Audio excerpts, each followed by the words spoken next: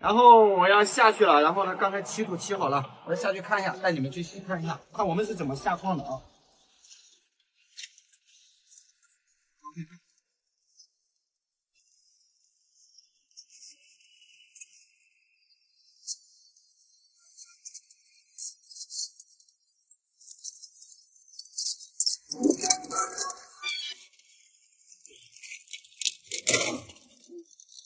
很危险的啊，所以说。OK，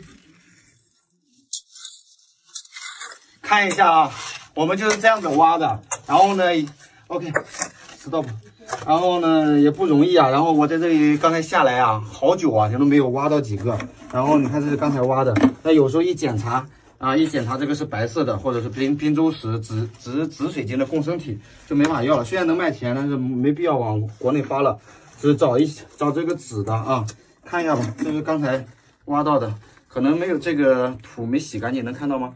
然后这里面有这个紫的，这个发黑的就是紫的啊，又紫又透的，所以说越好的质量越好，也越深。然后呢，越高端的它越难找，而量还少，物以稀而贵嘛。啊，然后虽然上个矿那个是一大片的，但是它那一大片70%它属于那种中端的，虽然透啊，但是不是很紫，要不然就很紫的不是很透，像这种的就能找到又紫又透的，可以做戒指的。来，阿弟，微推，看一下这个，啊，这个。啊，应该是的，先放上去，明天上去再挑。看一下哦，我们这个下来有多高啊？看到没有？很高的啊。然后从这个下面到这里啊，10多米啊。下来一趟，我们这一般正常下来一趟就是监工一下，告诉他怎么挖。